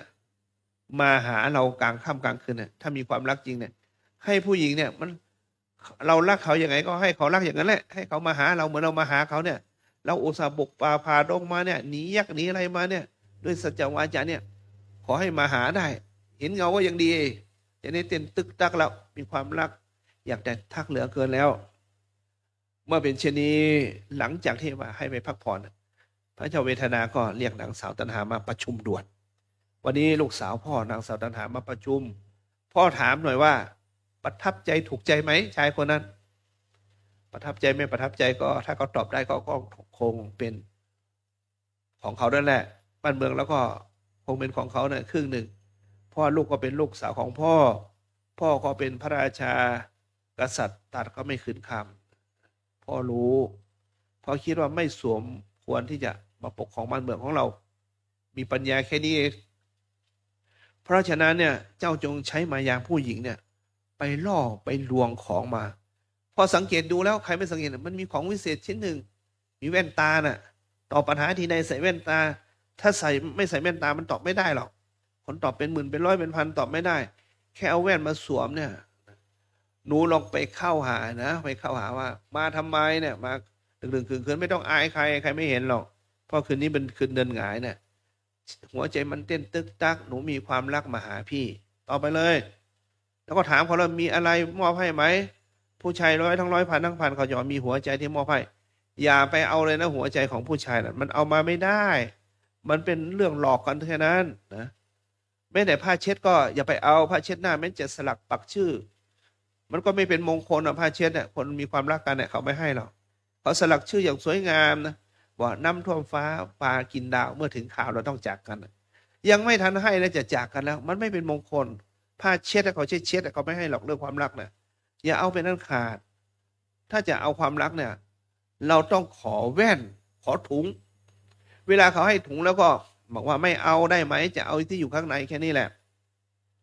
แล้วเวลาเขาบอกไม่ให้เนี่ยเราถามว่าเป็นอะไรเป็นกษัตริย์ตัดไม่ถึงคำใช่ไหมไหนว่าให้ไหนว่าไม่ให้ทำไมกลับไปกลับมาเนี่ยแค่นี้เขาก็จำเป็นต้องให้แล้วเราจงใช้มายาของผู้หญิงเนี่ยไปล่อไปลวงผู้ชายมามันก็ไม่ยากหรอกเมื่อเจ้าได้แว่นมาหาพอแล้วเอาผู้นี้มาตอบปัญหายังไงพ่อคิดว่ามันตอบไม่ได้นะพอดีผู้ชายก็อธิษฐานอยู่พอดีเห็นเงาตะคุ่มมาเนี่ยนะครับว่านั่นเป็นเงาของใครเนี่ยเป็นเงาของนางสาวตัณหาเจ้าค่ะมาทำไมเนี่ยหนูนอนไม่หลับมีความรักหัวใจมันเต้นตึกตักเราจึงเดินมาหาก็ดีกันละงั้นเราคุยกันซะหน่อยนะผู้ชายก็เริ่มขึ้นว่าคนเราเนี่ยเวลามีโอกาสคุยกันเนี่ยแม้แต่นาฬิกาผ่านไปมันไวเหลือเกินถ้าเรามีความรักคุยกันเนี่ยถ้าเราไม่ถูกชะตากันมันช้าแต่อันนี้มันไวเมื่อมันรู้ว่ามันคุยกันเวลามันผ่านไปไวเนี่ยพี่จะพูดที่สำคัญพูดโดยย่อๆเป็นหัวข้อถ้าเราได้เจอกันแล้วก็ค่อยคุยให้ยาวหัวข้อที่1เนี่ยพี่รักน้อง ต้องมาหาน้องแล้วก็จะมาขอผู้หญิงนะหัวข้อที่สองพี่ก็ได้คำตอบว่ามันไม่จำเป็นผู้เช่นนั้นมาขอสมัครตอบปัญหา แล้วก็หัวข้อที่สามเนี่ยพี่บุกป่าผ่าดงมาเนี่ยเจอยักษ์ก็มีนะแต่บุญเราคู่กันไว้นะฤาษีมาช่วยไว้ อันนี้พูดแค่นี้แหละพูดไปพูดมาสว่างแล้วนะใกล้จะสว่างแล้วผู้หญิงก็น้องมีอะไรจะพูดไหมจะเอาอะไรไหมหัวใจเอาไหมไม่เอาพี่หัวใจน้องไม่ใช่คนโลภมากน้องเป็นคนธรรมดาเนี่ยขอของใช้ให้มันใช้ได้เนี่ยผ้าเช็ดก็ไม่เอาหรอกเราเยอะแยะไปหมดจะสลักมาก็ไม่เอาแก้วแหวนเงินทองก็มีเยอะแล้วไม่จำเป็นต้องเอาหรอกแต่อยากได้ถุงยามถุงหิ้วน่ะที่มันหิ้วได้ไหมแล้วก็ได้ทำไมจะไม่ได้เพราะว่าได้เนี่ยเสียงลั่นเข้าในหูเลยนะอย่าให้ใครเป็นอันขาดนะเจอเหตุเพศภัยอะไรเนี่ยสามารถแก้ไขปัญหาได้ให้แล้วมืด8 ด้านนะพูดไปออกบอกไม่ถูกเลยนะอย่าให้ใครนะแม้แต่คนติดตามอมาตย์ห้ามให้นะนี่คือคำสั่งหลวงปู่เมื่อแววเข้าในหูเราจึงบอกว่าไม่ได้ไม่ได้ก็ไม่เป็นไรต่อมาขอถามปัญหาต่อไปงั้นเราถามปัญหาต่อคุยกันเดี๋ยวว่าได้เดี๋ยวว่าไม่ได้เนี่ยไม่ใช่ผู้ชายจริงมั้งไม่ใช่เชื้อเจ้าชาววังมั้งบอกเป็นเชื้อเจ้าชาวมาจากเมืองพญานครเนี่ยมาหลอกมาล่อมาทวงของเราเองมั้งมาหลอกหนูเองมั้งนะใช่ที่เราว่าไม่ให้เนี่ยเราทดลองใจว่าหนูจะพอใจไหมถ้าหนูหงุดหงิดก็หนูไม่รักจริงถ้าหนูไม่หงุดหงิดหนูก็ถามเหตุถามผลนะพูดเล่นๆเราพูดกันเล่นๆเองให้นะให้แบบหมดปัญญานะให้แบบโง่ๆนะให้ไปนะเพราะว่าเสียเชิงผู้หญิงให้ไปนะเมื่อให้ไปเช่นนี้แล้วก็นอนหลับแล้วนะมันเพลียแล้วนี่คุยกันทั้งคืนน่ะใกล้สว่างแล้วไม่ได้คิดว่าตอบปัญหาพวกนี้จะตอบยังไงนะมาให้ถึงประมาณตี 2มาให้พ่อนะพระเจ้าเวทนาก็สวมใส่เลยนะโอ้โหมองเห็นแจ้งเห็นว่าคนในเมืองเนี่ยมีความคิดเหมือนกันว่าพระเจ้าเวทนาเนี่ยจะเสียบ้านเสียเมืองไปครึ่งหนึ่งมันไม่จริงมันจะเสียที่ไอ้แว่นวิเศษมาอยู่ที่นี่นะจึงเอาให้คนใช้เอาถุงเนี่ยไปทิ้งที่ไหนไปทุ่งเนี่ยเอาใส่อะไรก็ไปใส่แว่นเนี่ยพ่อจะเก็บไว้มันเป็นเช่นพระเจ้าเวทนาก็สวมแว่นนะมันเป็นแว่นวิเศษอย่างหลวงปู่ฤาษีเลยเนี่ยพอถึงอีกวันหนึ่งรุ่งเช้าขึ้นมาเขาถามปัญหาข้างอีก2 ข้อเมื่อวานถามไปว่าทำไมคนตายเขาจึงมัดเท้ามัดมือเอาบ่วงคล้องคอไว้แล้วก็ไฟอะไรร้อนที่สุดวันนี้ถามว่าอะไรเที่ยงที่สุดในโลกนี้จิตรราชกุมารว่าผมตอบก่อนอยู่ดีนั่นแหละแต่จริงๆเนี่ยศูนย์นำหน้าไป2 0แล้วนะเพราะว่านาฬิกาบางเรือนก็เท่ากันบางเรือนก็ไม่เท่ากันเนี่ยแต่เราสังเกตดูมีเหตุมีผลเหมือนกับพระอาทิตย์เนี่ยถ้ามันตรงหัวแล้วเขาเรียกว่าพระอาทิตย์มันเที่ยงที่สุดแม้แต่ละประเทศไม่เหมือนกันเขาใช้ภาษาใบเนี่ยคนทำไร่ไถนาเนี่ยเวลามันเที่ยงแล้วเขาก็หยุดพักให้วัวให้ควายกินข้าวกินหญ้ากินน้ำคนก็กินข้าวพักให้มันหายร้อนแล้วก็ค่อยทำงานต่อพระอาทิตย์เที่ยงแท้แน่นอนที่สุดเมื่อเป็นเช่นนี้เจ้าหน้าที่ก็บอกมันไม่ถูกทำไมเจ้าหน้าที่รู้เพราะเจ้าหน้าที่เนี่ยรู้ปัญหาข้อเฉลยเขาเขียนไว้แล้วมันไม่ถูกให้ตอบให้ถูกน้อยมิชตาอมาตย์ก็ตอบไม่ได้จิตรราชกุมารก็ล้วงดูย่ามก็ไม่มีแล้วโอ้ผู้มาคิดได้ตอนนี้ตอบไม่ได้นะแล้วก็ไฟอะไรร้อนที่สุดเอาข้อไหนก่อนในโลกนี้เราจะดับไฟที่มันร้อนได้โดยวิธีใดปรากฏว่าตอบปัญหาไม่ได้เมื่อตอบปัญหาไม่ได้แล้วก็ว่าอวดเก่งดีนักดีหนามาตอบปัญหาเนี่ยเมื่อตอบไม่ได้เนี่ยให้ไปพักผ่อนในสวนอุทยานของเราน่ะเมื่อไปพักผ่อนแล้วก็ไปทำไร่ไถนาให้ครบ3 ปีก่อนแล้วก็ค่อยกลับโทษมีแค่นี้นะจึงทำไร่ไถนาพอดีเมืองกายนครเนี่ยเมื่อรู้ว่าลูกชายของตนหายไปเนี่ยพ่อแม่ก็เสียอกเสียใจนะจึงพากันติดตามว่าเราจะไปตามลูกทางไหนดีเนี่ยแม่ก็น้ำตาไหลนะที่จริงพ่อก็เสียใจนะพ่อก็น้ำตาไหลแต่มันไม่ออกผู้ชายมันไหลลึกมันไหลข้างในผู้ชายคิดมากกว่ายิ่งกว่าผู้หญิงอะนะบางคนบอกว่าผู้ชายไม่คิดมากผู้ชายคิดว่าถ้าลูกฉันตายไปหรือว่าฉันคิดไม่ออกบอกไม่ถูกฉันฆ่าตัวตายไปเนี่ยฉันก็สร้างบาปจะทำยังไงให้เจอลูกชายให้ได้คิดแล้วคิดออกอ๋อรู้แล้วเราจะไปเมืองปัญจยานครการนครเพราะเมืองปัญจยาการนครเนี่ยเป็นเมืองที่ว่าเพื่อนของเราเนี่ยเคยบวชเรียนเขียนอ่านมาด้วยกัน เราเคยคุยกันเล่นๆจำแม่นว่า เราเป็นเพื่อนตายกันเพื่อนกินเพื่อนตาย ถ้ามีชายมาเธอมีหญิงแล้วก็เอามาแต่งงานกัน เธอมีหญิงฉันมีชายก็แบ่งกัน ถ้าผู้ชายกับผู้ชายก็เป็นเพื่อนกัน ผู้หญิงกับผู้หญิงเป็นเพื่อนกัน แล้วก็เขาเป็นกินข้าวหม้อเดียวกันมา คือว่าเราบวชเรียนเขียนอ่านมาด้วยกัน ไปเมืองนั้นดีกว่า จึงตัดสินใจไปเมืองแล้วนะ จึงไปถามพระเจ้าเวทนาเพื่อนเห็นลูกชายของฉันมานี่ไหมมันหายน่ะสงสัยอยากได้แฟนมั้งพระเจ้าเวทนาก็ตอบเพราะสัตย์ไม่ทราบอ๋อไม่รู้ว่าใครเป็นใครนะไม่ได้ดูหน้าตานะเพราะถ้าดูหน้าตาคนมาถามก็จะตอบเพราะเขาถามเพราะมันก็ตอบเพราะไม่ทราบ เมื่อถามจริงๆเราคือพระเจ้าอยู่เมืองกายนครนะ หรือเนาะอ๋อจำได้ เมื่อวานเนี่ยเพราะว่าท่านเนี้ยเราคือใครเนี่ยคนเราจากกันนานนะมันจำไม่ได้นะถ้าเราบอกเราเคยช่วยกันแบกอาหารเนี่ยรู้ก็เข้าความหลังมาแล้วก็เท้าความหลังมาก็ต้อนรับดีมาหน่อยนะถ้าอย่างนั้นก็จำได้เราเคยคุยกันเนี่ย ถ้าเธอมีชายฉันมีหญิงเอาเป็นคู่กัน ฉันมีหญิงเธอเป็นชายก็มาเป็นผัวเมียกันเนี่ยใช่ไหมเงินทองไม่เกี่ยวเพราะเราต่างคนต่างรวยหรอกใช่นั่นแหละลูกคนนั้นแหละหายน่ะอ๋อเป็นชายหรือเป็นหญิงเป็นชายเสียดายเนาะ แล้วก็มีลูกเป็นหญิงเหมือนกันนะน่าจะอยู่ด้วยกันนะเมื่อเป็นเช่นนี้แล้วก็ไปตามหานะไปตามหาพ่อมาทำไมลูกพ่อผมมีความรัก ที่จริงผมไม่รู้ว่าความรักคืออะไรนะอันพี่เลี้ยงนั่นแนะนำให้มาหาเมืองนั้นเมืองนี้เนี่ย เกือบจะโดนยักษ์กินไปแล้วพอผมรู้เช่นนี้แล้วค่ะผมก็มาสมัครตอบปัญหานึกว่าจะได้เลยโดนเขาคว้าแว่นไปมันตอบไม่ได้พ่อผมอยากได้ผู้หญิงเป็นที่ปรึกษาหัวใจทำยังไงพ่อโอ้ไม่ยากหรอกลูกไปไม่ต้องทำอะไรไถนาแล้วอันนี้คือลูกชายของเรานะ เราเคยคุยกันนะจำได้ไหม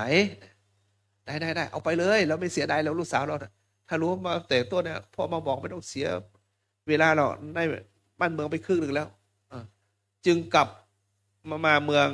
กายนครนะอันนี้สรุปแล้วว่าตัวของเรานี้มีอวิชชาคือไม่รู้โมหะความหลงเป็นพ่อที่ทำเป็นตัวบาปนะส่วนจิตตราชกุมารก็คือใจของเรานะจะดีจะช่วยอยู่ในใจของเรา ส่วนติลักขณาฤาษีก็คือติคือลักษณะสามอนิจจังทุกขังอนัตตา ส่วนพระเจ้าเวทนาก็คือความปวดความสุขความทุกข์นะส่วนตัณหาก็คือความอยากในกามเรียกกามตัณหา อยากในภพเรียกภวตัณหา อยากพ้นจากภพก็เรียกวิภวตัณหานะส่วนกายนครก็คือกายของใจของเรา ทีนี้เมื่อตอบปัญหาไม่ได้ชนี้ก็สรุปแล้วปัญหา4 ข้อข้อที่ค้างอยู่ว่าอะไรเที่ยงที่สุดนั่นคือพระอาทิตย์นะถูกข้อที่3ข้อสุดท้ายที่ตอบไม่ได้จริงๆคือจะดับทุกข์โดยวิธีใด วิธีดับทุกข์ก็คือ เราใช้ใจที่ใสสะอาดบริสุทธิ์ที่มีปัญญาไปดับทุกข์คือศีลสมาธิปัญญา เหมือนน้ำทั้งหลายที่มันขุ่นข้องหมองมัวที่มันเป็นโคลนทั้งหลายเนี่ยโคลนเปื้อนเท้าเราก็ดีโคลนเปื้อนบ้านเราก็ดีเนี่ยเราจะใช้อะไรล้างโคลนโคลนเกิดจากน้ำเราต้องใช้น้ำที่ใสสะอาดชำระล้าง แล้วโคลนก็จะหายไปฉะนั้นจิตใจเราก็เหมือนกัน แสดงพระสัทธรรมเทศนามาก็นับว่าพอสมควรแก่การเวลา ฉะนั้นขออ้างอิงคุณพระศรีรัตนตรัยพร้อมด้วยสิ่งศักดิ์สิทธิ์ทั้งหลาย จงโดนบันดาลประทานพรให้ศรัทธาสาธุชนทั้งหลาย จงเจริญด้วยอายุจงมีอายุมันขวัญยืน วันหน้าจงมีผิวพรรณวันหน้าผ่องใสเป็นที่เจริญตาเจริญใจแก่บุคคลได้ทัศนามาเห็นสุขะจงมีความสุขกายสุขใจ พระจงมีกำลังภายในและภายนอกเพื่อต่อต้านอุปสรรคและขจัดเสียซึ่งอวิชชาคือความไม่รู้ทั้งหลาย และขอให้คุณพระศรีรัตนตรัยจงปกปักรักษาคุ้มครองป้องกันท่านทุกที่พาราตีดังแสดงพระสัทธรรมเทศนามาก็นับว่าพอสมควรแก่การเวลา ฉะนั้นจึงขอสมมติยุติลงคงไว้แต่เพียงเท่านี้ เอวังก็มีด้วยประการฉนี้ อันธมยังสาธุกรังกโรมาเซสาธุสาธุสาธุครับเจนตัวแทนมาเข็นเทศ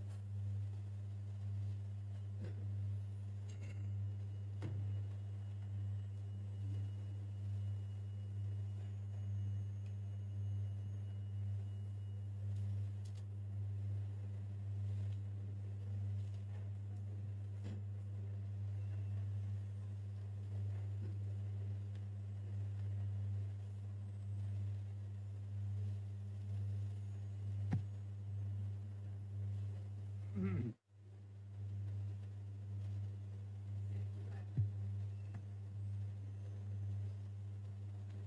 รับต่อไปก็กล่าวคำถวายขอบคุณครับอันนมยังพุทธะภะคะวะโตบุพพาคณมการังกโรมาเสนะโมตัสสะ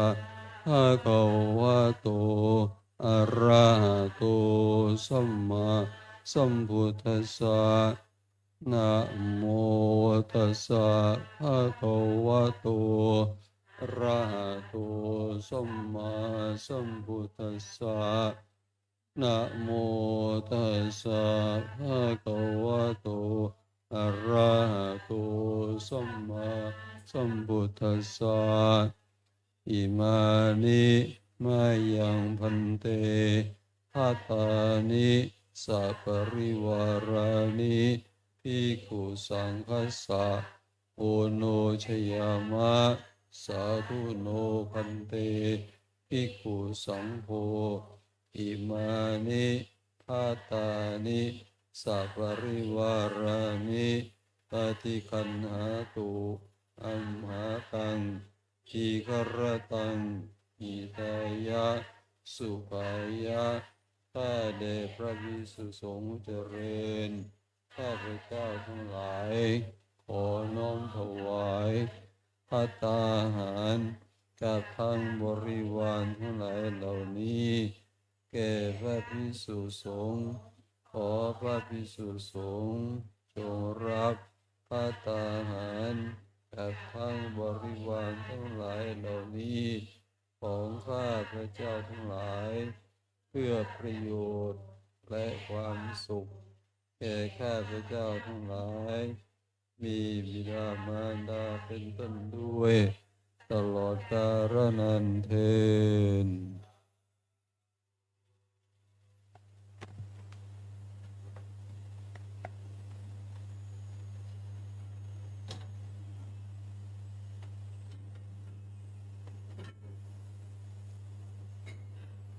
กวนน้ำพรยะถาวาริวหาปุราปาริปุเรนติสาคลัง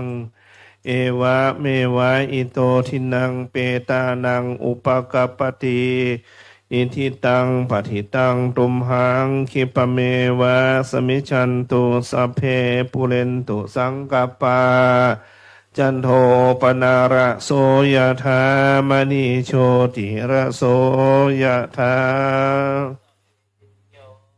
วิวัชชันตุสัพพะโรโควินาศตุมาเตภวัตวันตารายโยยุโกภวะอภิวาทนาสิลิสานิจาจัตตาโลธรรมวันทันติอายุวันโนสุขังภาลังอายุโทภาละโททีโลวันนะโทปฏิภาณโทสุขาสัทธาตาเมธาวิสุขังโสอาทิคามชติอายุงทัตตวังพลังวัมนะสุขันจะปฏิภาณโททิกะยุยาสวาโหติยาทายาทุปปะชาติติภวตุสัพพมังคลังลักขตุสัมภเทวตาสัมภนุภาเวนัสทธาสุทิภวัมตุเตภวตุสัพพมังคลังตุสัพพเทวตาสัมภธรรมานุภาเวนัสทธาสุทิภวัมตุเตภวตุสัพพมังคลัง นาคัมตุสัพพะเทวตาสัมภสังฆานุภาเวนัสทธาโสธีภาวันตุเต สาธุสาธุสา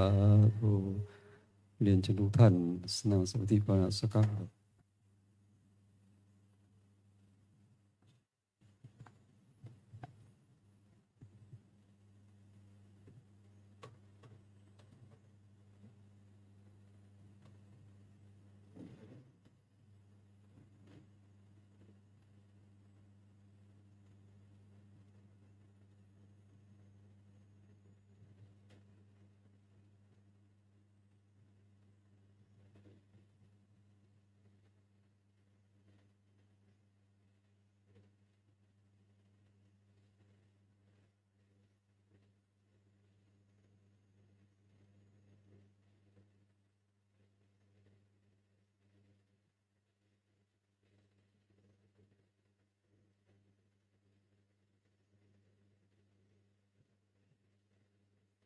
ครับส่งคนเก็บเวลา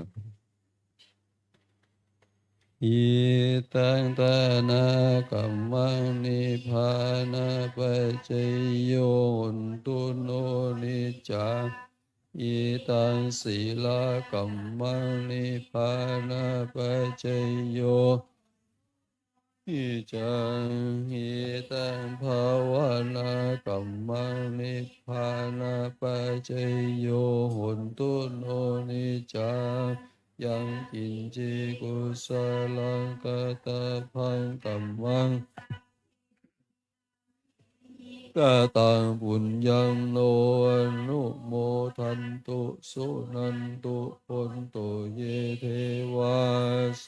มิงคาเนกตติกายุกาสัทธาหุนตุสัพเพสัตตาสุขีอัตถานัง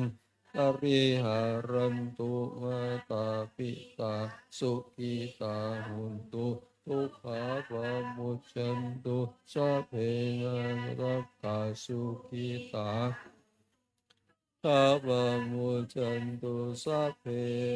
ยตากาสุขีตาทุกขาปะมุจจันตุสัพเพนะริเตเวยัคขาสัพเพเปตาโอนตุทุกขาปะมุจจันตุสัพเพยคัตตาสุขิตาโอนตุปะมุจจันตุสัพเพเทวาสุขิตาโอนตุทุกขาปะมุจจันตุจาริโยปัจฉัยยาสุขิตาโอนตุทุกขาปะมุจจันตุสัมปติโยสมิชันตุโววันทามิพุทธังสัพพะเมวะโทสังฆามาทาเมพันติวันทาธัมมังสัพพะเมวะโทสังฆามาทาเมวันทามิสังฆังสัพพะเมวะโทสังฆามาทาเมอาวิรูปัชฌะจาริเยสัพพะเมวะโทสังฆามาทาเมทามิกัมมัฏฐานังสัพพะเมวะโทสังฆามาทาเมธัมปิวันทาอาตาสีมังสัพพะเมวะโทสังฆามาทาเมพันติวันทาเจติยังสัพพังสัพพะฐานิสุปฏิทิตาสาริระธาตุโพธิพุทธารูปังสกาลังสถานาคาโลอัมมาโลเกชัมพูติเปลังติเปสาริระธาตุโยตาตุโยอะระหันตาธาตุโยเจติยัง ปุติจตุราสิติสาเสกันเตสะเพสังปะนาเจติยังอาหารวันทามิสัพพะโส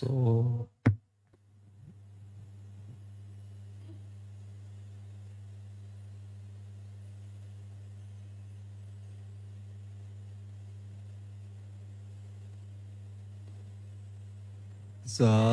ธุวันทามิพันเตสัพพังปาราทังธรรมทัมเมพันเตมยาตังปุญญังสามินาอนุโมทิตัพพังสามินากตังปุญญังไอหังทาทัพพังสาธุสาธุอนุโมทามิ สาธุจตารโอธรรมาวัฏันติอายุวันโนสุขังภะลัง สาธุสาธุสาธุ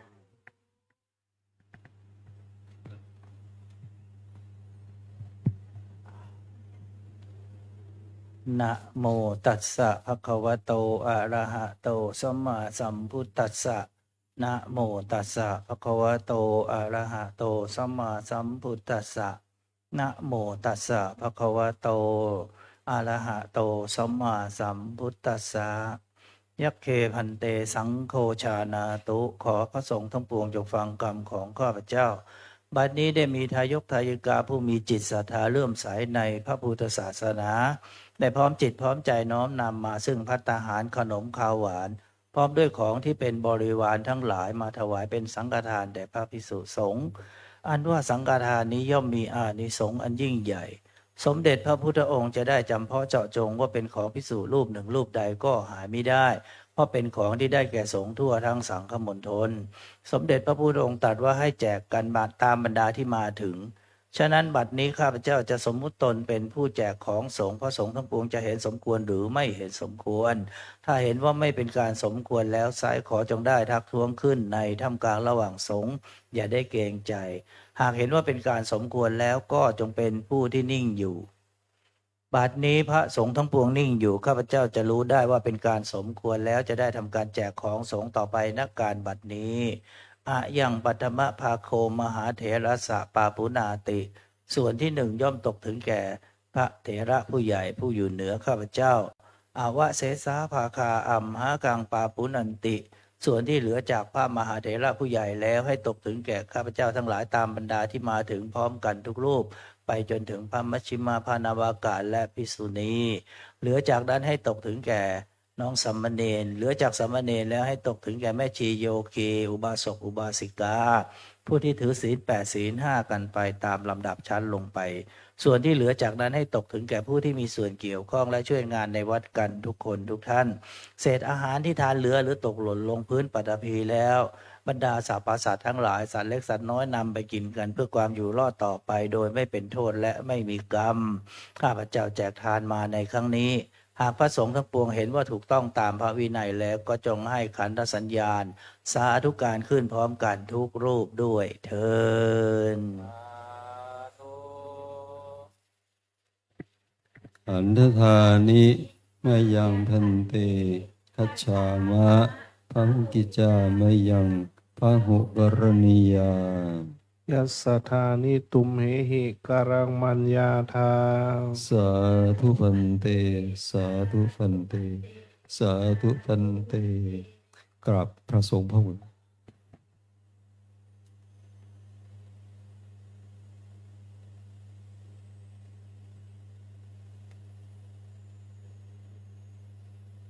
กับไหว้พระพร้อมกันครับอะระหังสัมมาสัมพุทโธภะคะวาพุทธังภะคะวันตังอภิวาเทมิสวากาโตภะคะวะตาธัมโมธัมมังนัมมัสสามิสุปฏิปันโนภะคะวะโตสาวกสังโฆสังฆังนะมามิ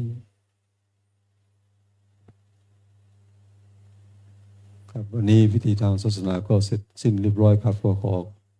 อนุโมทนาบุญกับทุกท่านครับขอบุญกุศลของพระรักษาทุกท่านมีความสุขความเจริญยิ่งขึ้นไปได้เถิด